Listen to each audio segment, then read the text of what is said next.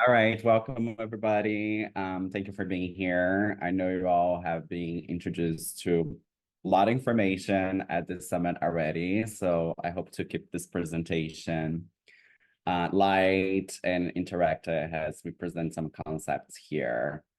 Uh, I believe most of you all attended the trauma informed session, which was before mine. So I just wanted to make a note that this presentation, I'm taking that lens that we recognize that we all experience trauma in our lives in some capacity, big or small, and that reestablishing enrichment follows trauma-informed principles that you were introduced in the previous session. Okay. So why is this important for you? We could start by reviewing how important this topic is for you. So you are assisting refugees and rebuilding their lives and becoming productive members of their new communities. For the most part, this overwhelming movement of population around the world is in search of safety and has been created by conflict and persecution and abuses or generalized violence. So people that are working for refugee resettlement agency listen to painful and sometimes very difficult narrative stories of disaster and traumatic experience. So by this, you also have a numerous other challenges, such as working with immigration policy limitations, determining refugee status, applying for visas, sometimes being turned down. So there's a lot of emotions with that. Uncertainty of clients' futures and overcoming social and resettlement obstacles that you can see through there. So clients' mental health and the mental health of those who work with them in particular are profoundly affected by this process. Working with refugees suffering from mental health problems can lead to a variety of emotions, reactions, such as feeling anger, you're having a hard time getting through with that client, or feeling powerlessness or frustration, exhaustion. So all those strong feelings can lead to compassion fatigue. So um, Axelori Smith referred to refugee resettlement workers as professionals who require a degree of empathy and work with trauma survivors. And why this is important, because we know compassion fatigue is related to empathy, and we will soon learn more about that. Um, so secondary, how could you be impacted by this? You could be impacted by secondary traumatic stress or vicarious trauma, which refers to a behavior and emotions that result from knowing about a traumatizing event experienced by another. So as well as the stressing resulted from the desire to help that traumatized or suffering person. Some things are in our limitations, and then that desire, if it is bigger than what you can provide, that it can also bring a distress for yourself. How that show up for you, those symptoms of secondary traumatic stress, it's very similar and mimic the experience of the event avoidance or hyperarousal symptoms of PTSD, but they arise in response to indirect or secondary exposure. So just to hearing a story and feeling very empathic for that person, if you don't have a boundary of your feelings at that moment, you could experience the same feelings that that person experienced. So the symptoms can present as invasive. So an example would be images of their trauma experience, dreaming about their trauma. So you heard about them talking to your clients and that afternoon, and then you sleep that night and you catch yourself have a dream about your client experience. Persistent feelings of distress they experienced by their stories, avoidance, such avoiding your clients, avoiding news because the news is making you stressed, and other general signal of distress, such having problem with trust, intimacy problems, feeling depressed, alter beliefs about safety. You don't feel safe anymore in this world. You get irritable really easy. You having problems sleeping, and then you also increase maladictive coping behaviors, which would be increasing substance use or any other addictive behaviors. So before we move ahead with some definitions, I would like to hear from you all. What do you think? How would you define compassion fatigue and burnout? Sometimes they can seem like the same. Some people like, what is the difference? There is a difference. So how would you define it?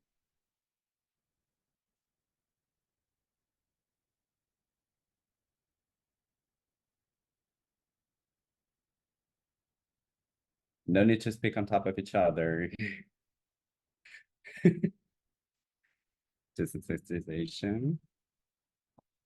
Yes, that's like a good symptom of compassion fatigue. Yes, Rachel. Yes.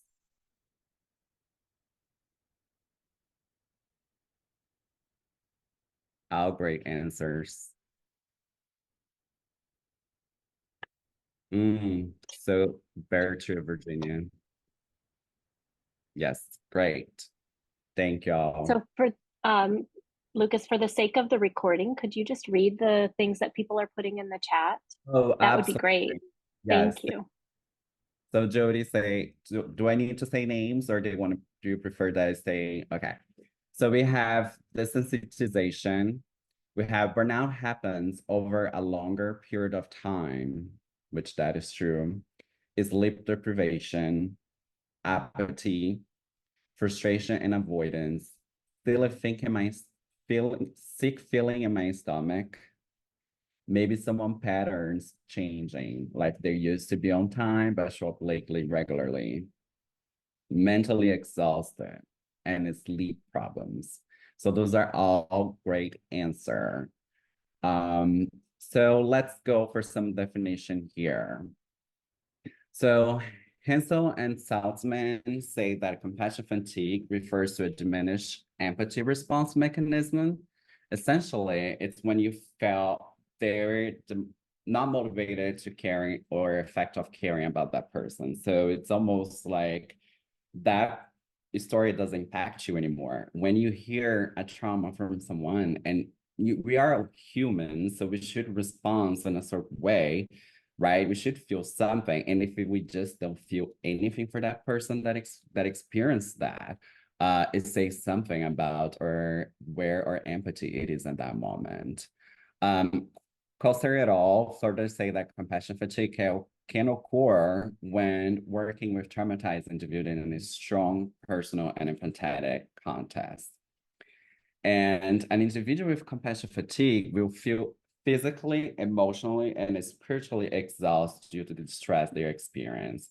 So the phenomenon of compassion fatigue is not the absence of empathy, but is an experience of empathy distress. So empathetic distress is causing the professional who seek care for others without caring for themselves. So if you're not caring for you, you cannot care for others, basically. And empathy, we understand, has a multidimensional process where we can put ourselves, our insights into another emotional state. So suppose someone would like to give an example. How do you think would present for you as a result of your work with your clients? How could you read as a sign that okay, my level of empathy is not really with what I should be providing this client. Okay, so we have I am numb, diminished cognitive capacity, and interpreters. Good answer. Burnout can look like a lack of capacity to take care of yourself, wisdom taking care of others. Very good. Yeah, so basically feeling on edge, very good. Yeah, so basically feeling on edge, feeling not feeling like you can at least mirror the emotional experience of that client at that moment. Um, so, and if we go for burnout, it's more work-related stress. So work-related stress can lead to burnout when it persists for a prolonged period. And I think someone said that on that question in the beginning. So also it's a physical, emotional, and mental exhaustion. And sometimes it happens due to high demands and presents gradually. So as a result of burnout, clients are usually exhausted, have decreased personal accomplishments, and have dispersonalized themselves, resulting in symptoms such reduced performance, depression, anxiety, increased addictions, and interpersonal conflicts. So burnout feels more like employer specific. So when you feel overworked and valued, exhausted, and you start for looking for a new opportunity elsewhere, where compassion fatigue may result someone for leaving a profession, and it's more common in the helping profession. So when you see someone that is in a health profession that it cannot stay in that profession anymore, that is a sign of compassion fatigue. So some warning signs here to be aware. So the symptoms they might show on the personal level has headaches, feeling fatigue, feeling you have a weakening immune system, you feel powerless, you feel more anxiety, helpless, distress, you get irritable, you change your appetite, your sleep pattern, you are hypervigilant. Everything just started with you. And you lose meaning, purpose in life. You start questioning your own existential. You diminish concentration. You get pessimist, um, inattention. So all those are signs that you should be checking yourself for. And in the workplace, that would show has decreased quality of work. You have low motivation. You're forgetting. Um, things or tasks that you had to accomplish. You don't have confidence, you lose interest or apathy, feeling undervalued and appreciated, all those things. So there's a lot of strong that it can impair us if we don't take care and we do not listen to our signs. So those are some warning signs here to be aware. But don't be scared. This is what we know so far. As a result of compassion fatigue and compassion satisfaction, helpers reacted to emotional materials in negative or positive manner, respectively. So if I have compassion satisfaction, if the work I do really satisfies me, make me happy helping that client and walking through every small accomplishment, no, doesn't matter how hard it is, if you see in that positive manner, you have a compassion satisfaction. Has if you see yourself getting more just irritable for it's not progressing as you wish, or things like that, you go more in direction to compassion fatigue. So having a perception of how to go or how to look on that result of your work, it's very helpful to determine if you're going to have compassion fatigue or compassion satisfaction. So when we help with others, we help others, we feel satisfied. This facilitates a close empathetic relationship, and also it's going to prevent burnout and compassion fatigue. So if you are satisfied by helping others and you feel a close relationship with that client, you feel appreciated um, by your own work, you will prevent this burnout. There was a significant correlation between compassion, satisfaction, and adaptive coping strategy. So basically, if you do attend for more healthy coping strategies, you will most likely develop more compassion satisfaction than compassion fatigue. And working with traumatized individual has always been shown to have positive outcomes. So it's not all just in the direction of burnout, but you can develop vicarious post-traumatic growth. You can develop resilience and compassion satisfaction. A person's levels of professional well-being or quality of life is determined by their perception of the emotional tone they experience while they work with human service. So that's how you define your personal well-being and level. What else we knew? Well, what, first, what do you define coping skills or coping strategies? What do you think coping strategies and skills are?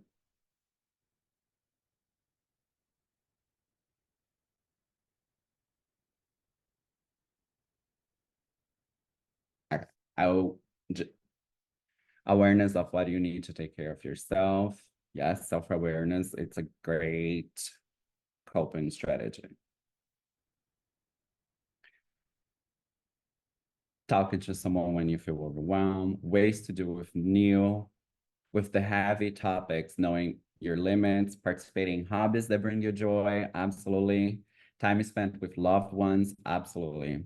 So that's right. Coping is defined as a constantly change cognitive and behavioral efforts to manage a specific external and internal demands that are appraised as taxing or exceeding the resources of the person. So that's when you have to make this change. And someone saying scheduling, yes, you need to start doing scheduling because you're feeling um, overwhelmed with the amount of work, things like that. So it's external.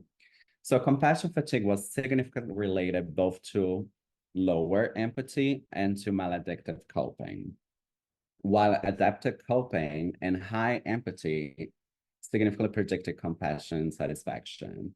So that might suggest that who are in low empathy components of emotion, such emotional regulation or self-other awareness, may have difficulty generating a healthful empathetic response when confronting with clients' trauma. The research also found that volunteers were more likely to report compassion satisfaction and burnout than profession professionals. So that's a good news. I think most of you all here are volunteers, right? So that's a good thing. So this research was done and resettlement of refugees and Europe, and they found that volunteers were more likely to report compassion satisfaction. So according to the research, helpers who have experienced trauma, it's on a higher level or a higher risk of developing secondary traumatic stress.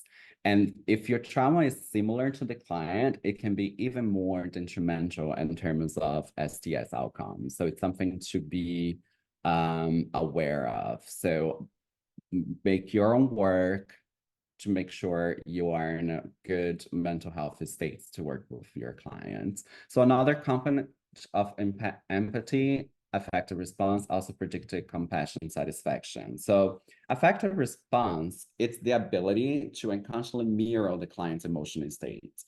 So it kind of predicted there precipitates a cognitive empathetic processing of the accounts of trauma. So basically, if your client is telling a story that is really hard and you can mirror that emotion that the client is feeling, it goes to your client. I am seen, I am understood, and it starts to build in that cognitive empathetic processing of their client trauma.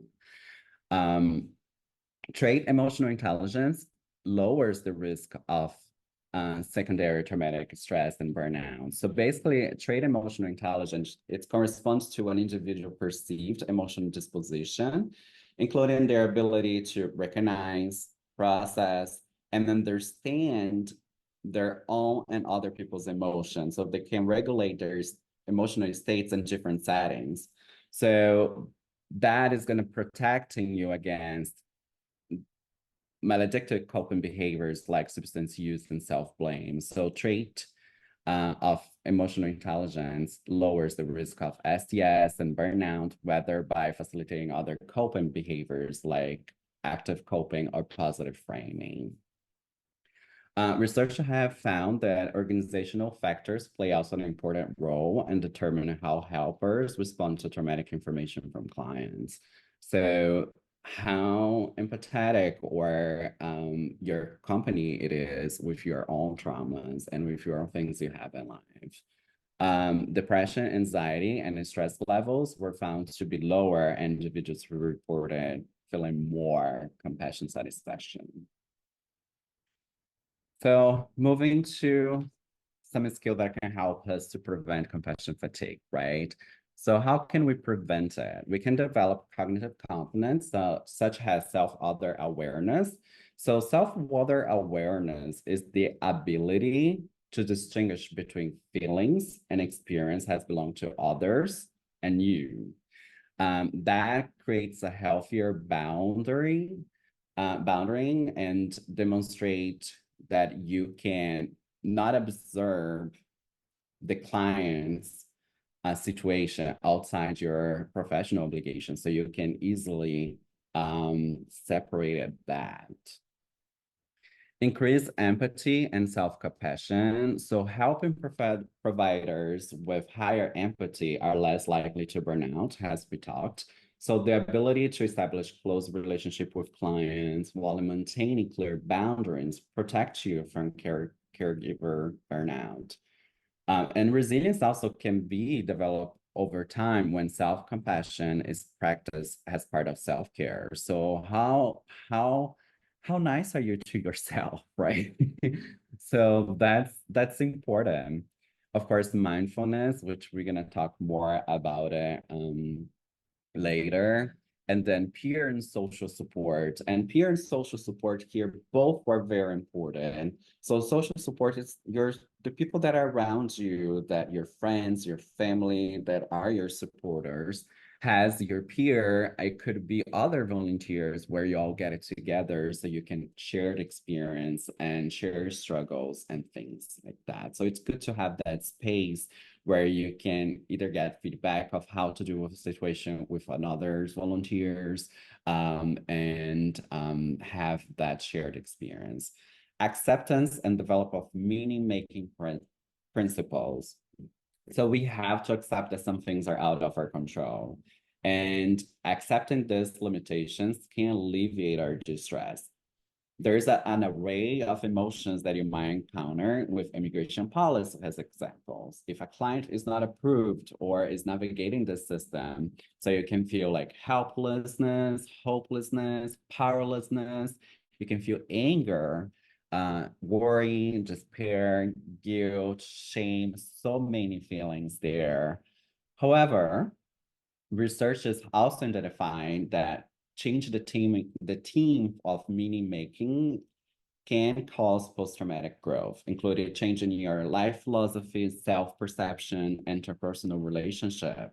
This perception that your work is meaningful, rewarding, and part of your social responsibility towards vulnerable individuals may counterbalance the traumatizing impact of this work. So it's very important to create this meaning making of the work you do. It's very meaningful.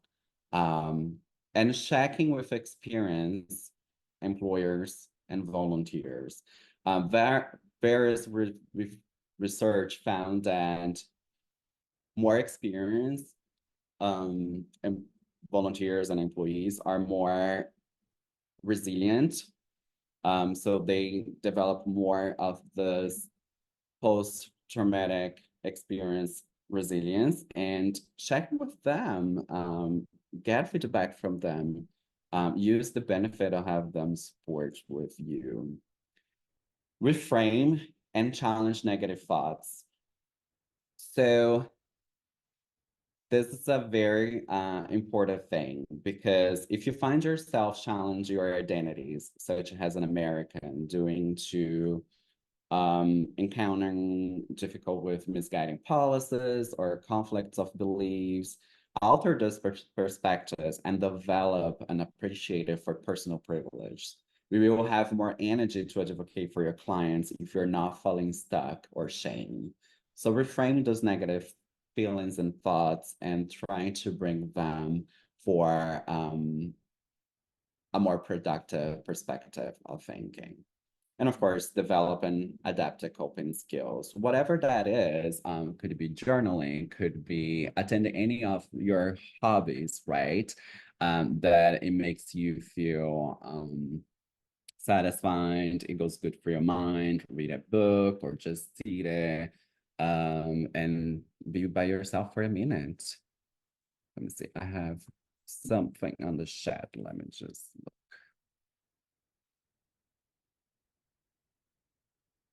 Okay. I think it was a message that I missed. Amanda, I don't know when that text was sent about, I also wonder, could I have done more? Oh, is that about one of the emotions you could have felt, I guess. So mindfulness.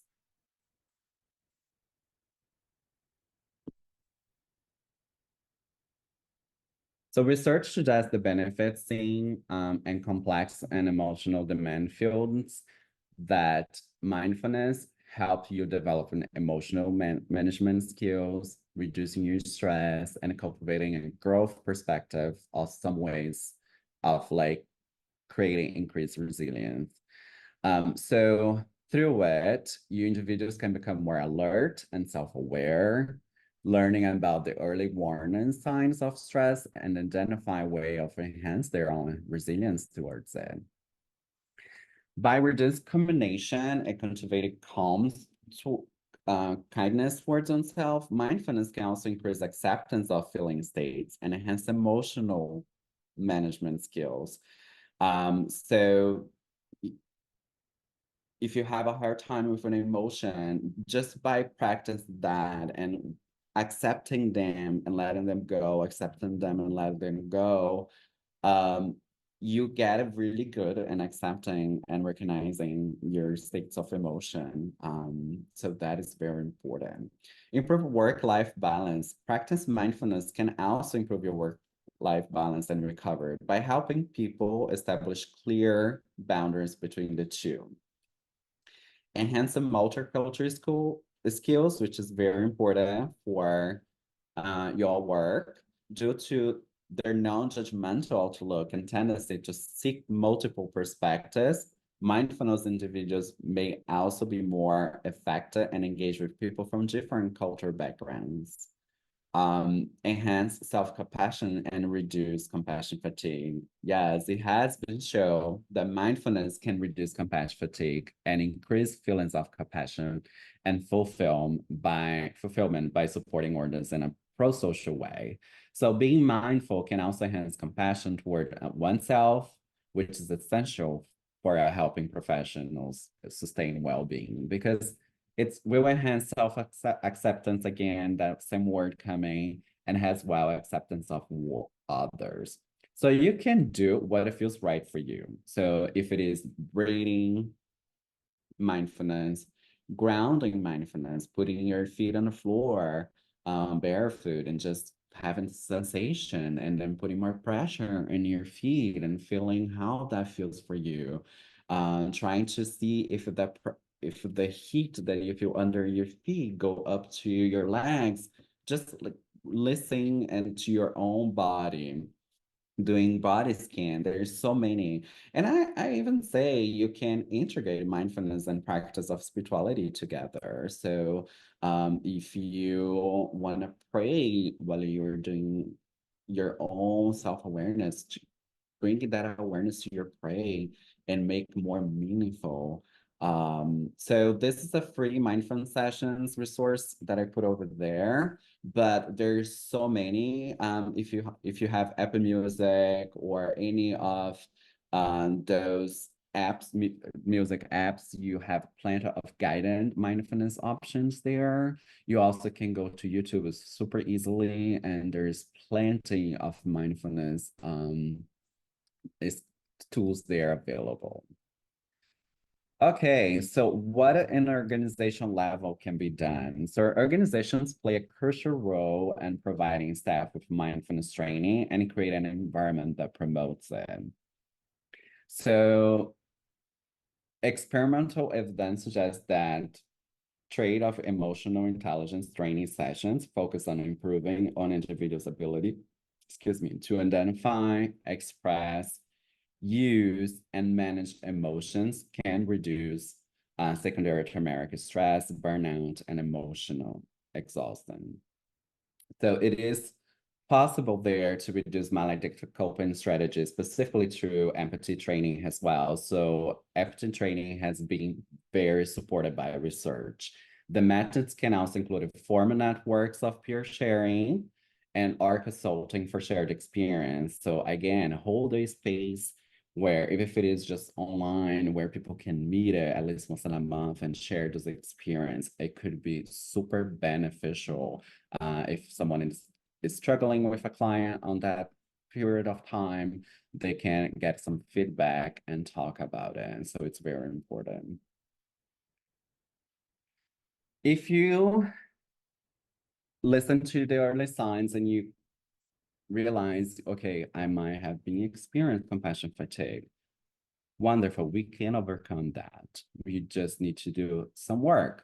So recognize when you are worn out and doing something daily to replenish yourself will help you restore your batteries. So take time off between clients. Once you start to take care of your physical and emotional needs, the pain of compassion fatigue will subside. So the first thing, it is essential to accept your feelings to overcome compassion fatigue. If you just ignore it, it's just going to get worse, most likely. So it's better to attend it to yourself. And that is going to request honest self-reflection for that process. And self-reflection, it's very crucial. So that's why I put it twice there. All right. So okay, if you are curious, there is a very valid and reliable assessment that measures compassion satisfaction and compassion fatigue. It's super quick. And if you all wanted to do now, I can put that link on the chat and we could do it. Thank you, Amanda. Amanda said, Smiling Mind, it's a free app you can use for mindfulness. It offers guided and unguided meditations. Wonderful. Thank you. So are you all interested in doing this test pretty quickly?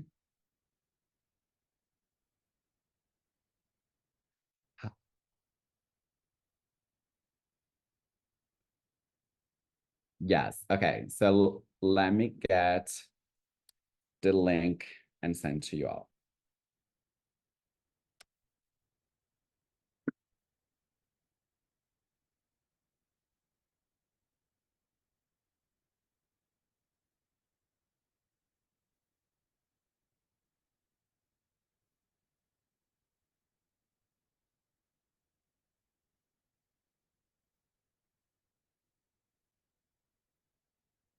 All right. So when you get to that screen, you're going to scroll down until there is professional quality of life measuring and Proco 5.0. There, you're going to say if it is the first time you take that assessment and if you want to include your data on their database or not. You can either choose yes or no, depends on your wish. You click next. And then it's going to give you the option to either receive the results by email, which is it's great. They send to you and explains the results. And then also ask you the number of years that you have worked with people in distress. So then you go through a few questions and you have to think of this answer, focus on the last 30 days. So give some time to everyone to do it or who wish to do it. And let me know once you all are done.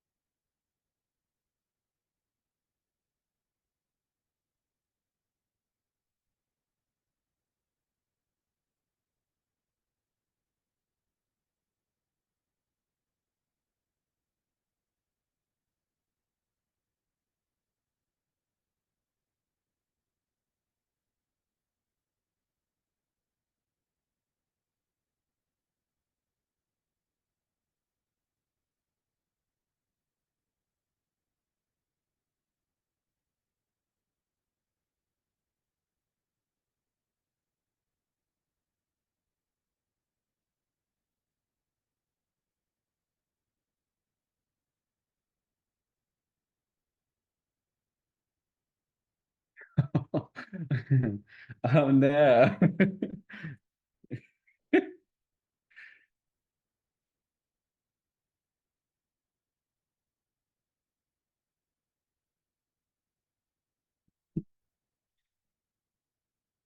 Dear, I can connect you with amazing professionals if you need it.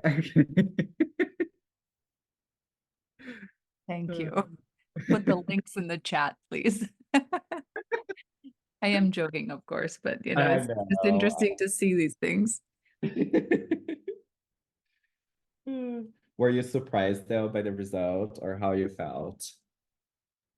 I think it's pretty accurate to my own assessment. And I said earlier, like, when you suddenly have an urge to want to change careers is when oh, I need to step back and reassess and check in and see what's really going on. So this is really great. Thank you for these resources. Of course, yes. So, Kate said my compassion satisfaction is higher today because I got to spend the morning with many of you. That's right, you all have the breakfast, the keynote. I was sorry I was missing that. Amanda said her results feel very accurate too. Were anybody surprised by the results?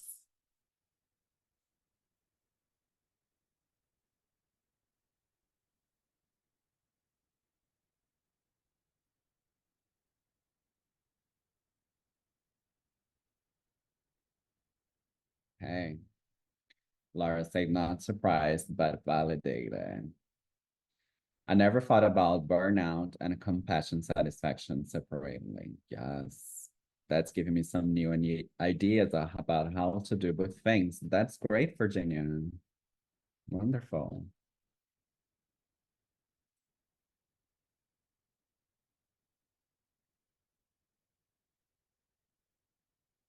Yeah. Helens, I'm surprised that 24 is a median range for secondary traumatic stress. I know. We would imagine it should be lower, right? There is a great self-assessment too, and I will use with my trainees too. Thank you, Indira.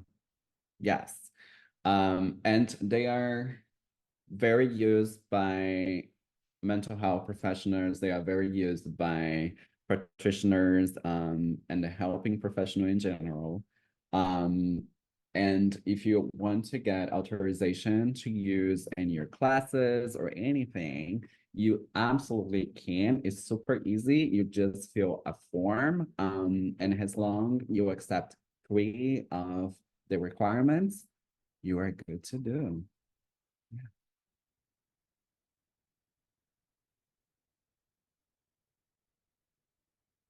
All right. So I want to just end and a note that we all deserve kindness. So be kindness to yourself.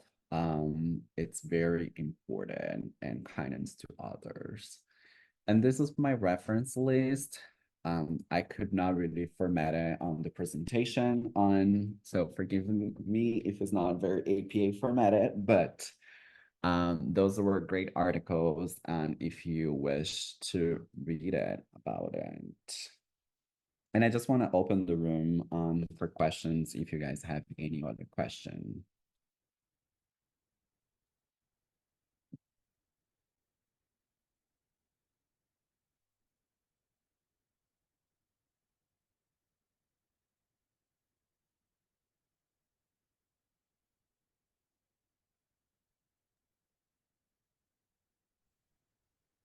Thank you so much, Lucas. This has been really insightful and really helpful. I would love to hear any questions that folks may have. You can pop it in the chat or you can unmute yourselves.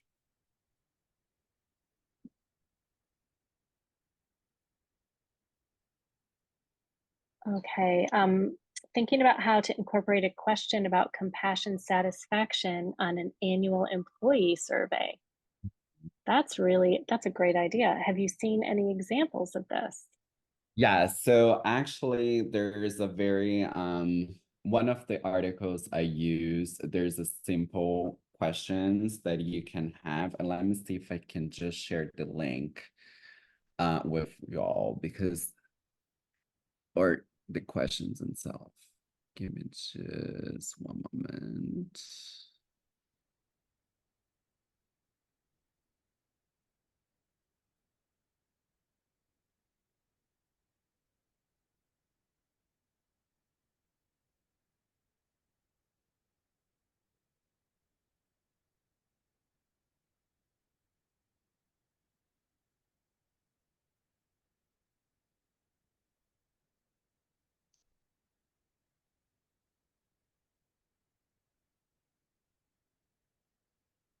So this has a very quickly self-assessment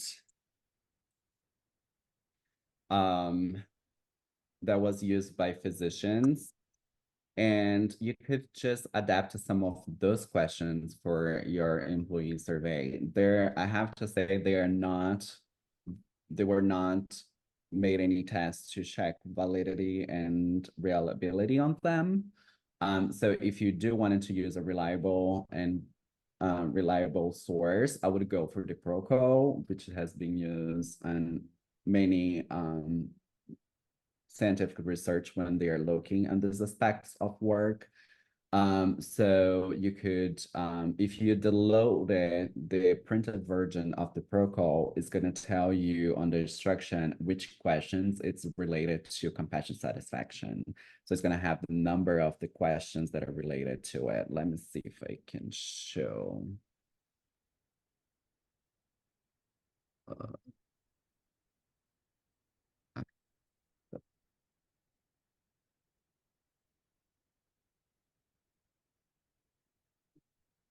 So if I just share my screen really quick again.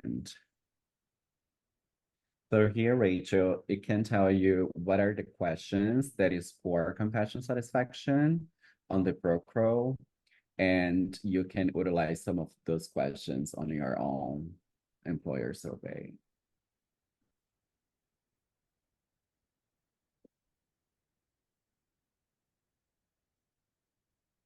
And then the same link. I'm sorry, Laura, go ahead. No, I was just saying that's wonderful. Yeah. So the same link that you took the assessment, we were in the assessment page, but if you go down, it's gonna have the options to download it in different language and which version do you want. Yeah.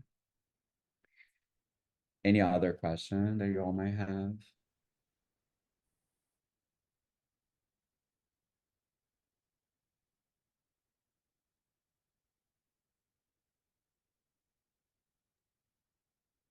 All right, so I guess I'll give 10 minutes back to you all so you can take a break for the next session. You all are having like session back to back since like, thank you all so much. It has been a great pleasure being here with you all. And if you think of any question you might have afterwards, please feel free to email me or get in contact with me. So I'll be happy to talk about it. Lucas, thank you so much. This has been really informative, and I think we're all leaving here with some very practical tools that we can take forward. You know, it's such an essential part of the work that we're doing, and so often we do neglect ourselves in both our awareness as well as our practices. So yeah, really appreciate this. Absolutely. And someone has asked if you could please pop your email in the chat. Yes. Okay. So I sent both. Oh, wonderful. Mm-hmm. So you all feel comfortable to reach out to me. All right. Okay. Thanks again so very much. Absolutely. Really appreciate everything that you've shared. Thanks everyone for your participation in this session, and hope that you'll join us, come back and join us in the next one.